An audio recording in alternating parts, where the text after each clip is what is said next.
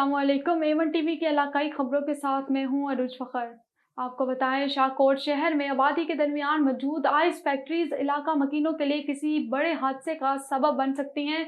Assistant commissioner Shahkot सना शराफत की कार्रवाई। ज़राए के मुताबिक इन आइस फैक्ट्रीज में इस्तेमाल होने वाली अमोनिया गैस इंसानी सेहत के लिए इंतहाई ख़तरनाक है। गैस लीकेज की सूरत में इर्द गिर्द के रहायशी चंद मिनटों में मौत के मुंह में जा सकते हैं। माहिरीन के मुताबिक अमोनिया गैस आंसू गैस से कई ज़्यादा ख़तरनाक और देरपा असर रखने की वजह से जानलेवा साबित हो सकती है। जबकि दूसरी तरफ इन फैक्ट्रीज में रवाना की बुनियाद पर हज़ारों लीटर ज़मीनी पानी भी सीवरेज नालों में ज़ाया किया जाता है। इस हवाले से असिस्टेंट कमिश्नर शाहकोट सना शराफत की महकमा एनवायरनमेंट टीम के हमरा शहरी आबादी के करीब लगाए गए बर्फ खानों के खिलाफ कार्रवाई। बर्फ खानों में इस्तेमाल होने वाली अमोनिया गैस इंतहाई ख़तरनाक है। किसी भी वक्त अमोनिया गैस के अखराज से करीबी रहायशी मुतासिर हो सकते हैं। और चुनिया के नवाही शहर छांगा मांगा पुलिस का जराइम पेशा अफराद के खिलाफ ऑपरेशन जारी। शफीक भल्लू और डकैत गैंग के 2 अरकान गिरफ्तार। नाजायज असला और माल मसरूका बरामद। DPO कसूर मोहम्मद ईसा खान और DSP चुनिया राना जाहिद के हुक्म पर थाना छांगा मांगा SHO असलम भट्टी का अपनी टीम के हमरा जराइम पेशा अफराद के खिलाफ ऑपरेशन जारी। राजधानी डकैती की वारदातों पर कंट्रोल करने के लिए टीमें तश्कील दे दी गई। SHO थाना छांगा मांगा ने मोहम्मद अमीन सब इंस्पेक्टर और नफरी के साथ कार्रवाई करके शफीक बिलो गैंग से के 2 अफराद शफीक और मुबीन को गिरफ्तार कर लिया। मुलजिमान के कब्जा से 2 अदद पिस्टल्स, 2 अदद मोटरसाइकिल्स, 3,50,000 रुपये नकदी बरामद करके मुकदमा दर्ज करते हुए कार्रवाई का आगाज कर दिया गया।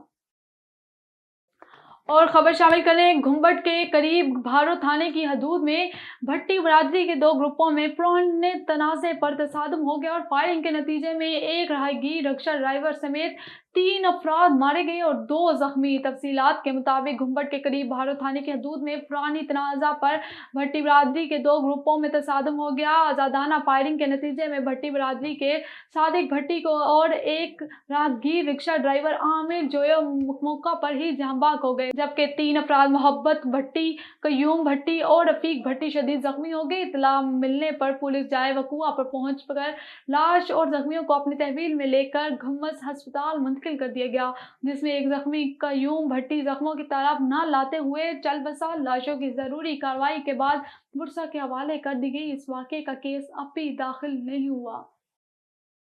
और आपको बताएं, तहसील जामपुर में रूदकोही के सैलाब से मुतासरा इलाकों में समाजी तंजीम की जानिब से फ्री मेडिकल कैंप का इनेकाद किया गया और 2 रोज़ में 600 से ज़ायद मरीजों, जिनमें ख़वातीन और बच्चे भी शामिल हैं, का मुफ्त इलाज किया गया और इन्हें मुफ्त अद्वियात फराहम की गई। समाजी तंजीम शेफ इंटरनेशनल और PPAF की जानिब से सैलाब ज़दा इलाकों बस्ती अहमदानी और बस्ती जोगियानी में फ्री मेडिकल, बस्ती अहमदानी और बस्ती जोगियानी के इलाके में फ्री मेडिकल कैंप इनेकाद किया गया, जिनमें senior medical officer doctor Alamgir Khan Kakar, doctor Saad Hameed, LH Malik भी समीना मंजूर ने मरीजों का फ्री चेकअप किया और मुफ्त अद्वियात फराहम की गई।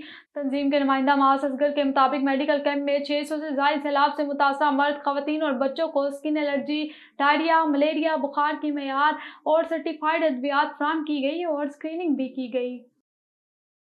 और हुकूमत पाकिस्तान का बड़ा इक़दाम, ख़वातीन के मसाइल इनकी तहलीज़ पर हल करने के लिए हुकूमत पाकिस्तान की हिदायत पर बेनज़ीर इनकम सपोर्ट प्रोग्राम की जानिब से असिस्टेंट डायरेक्टर चौधरी अब्दुल रहमान तहसील भर में मुतहरिक मियाँ Channu assistant director Benazir income support ने मीडिया से गुफ्तगू करते हुए कहा, हमारे ऑफिस में 200 से ज़ायद ख़वातीन के रोज़ाना की बुनियाद पर सर्वे किए जा रहे हैं। इसके अलावा जो दूर दराज के इलाके में ख़वातीन को ऑफिस आने में दुश्वारी का सामना करना पड़ता है, हुकूमत पंजाब की हिदायत पर इनके लिए इनके करीबी इलाकों में भी कैंप कायम कर दिए गए हैं। मजीद assistant director Benazir income support programme का कहना था कि ख़वातीन के लिए ठंडे पानी और साए का भी इंतज़ाम किया गया है।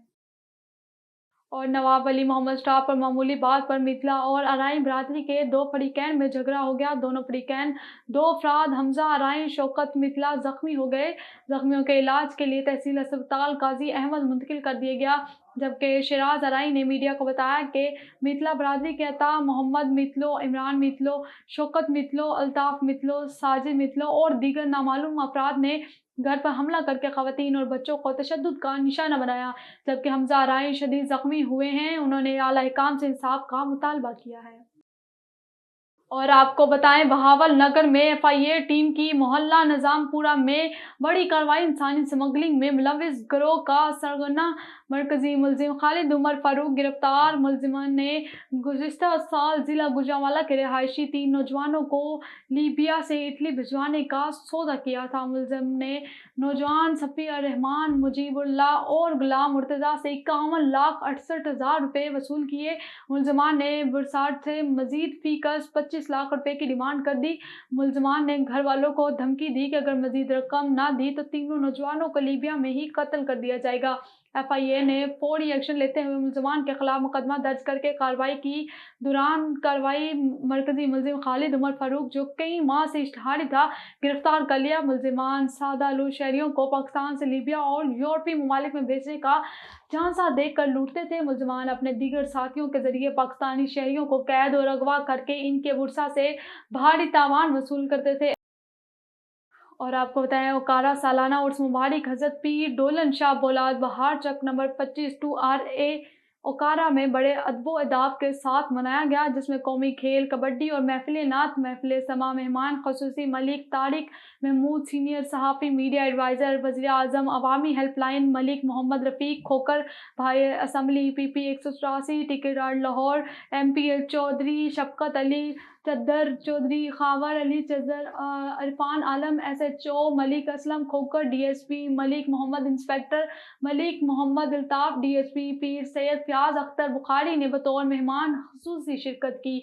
आखिर में लंगर का बेहतरीन एहतमाम किया गया। और ख़बर शामिल करें कराची से। कराची साद आबाद सोसाइटी के मकीनों ने सोसाइटी में बिजली, गैस, सड़कों, दीगर सहूलियात की अदम दस्तियाबी और धांधली के खिलाफ कराची ईस्ट प्रेस क्लब के सामने एहतजाजी मुजाहिरा करते हुए सख्त नारेबाजी की। मज़ीद तफसीलात जानते हैं हमारे A1 TV कराची के नुमाइंदे सना अल्लाह हिक्रो की रिपोर्ट में।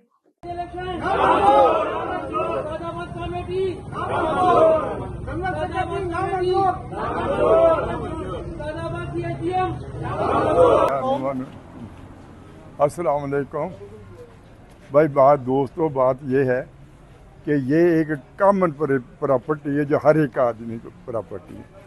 पूरे 8-10 साल हो गए हैं, ना इसका किसी ने इलेक्शन कराया है और ना ही जैसे आपके कुछ पीर जो रहते हैं साल के साल, ये 10 साल में इनकी हमने शक्ल भी नहीं देखी कि कौन सेक्रेटरी जनरल है, कौन सदर है, कौन कुछ है, कोई नहीं।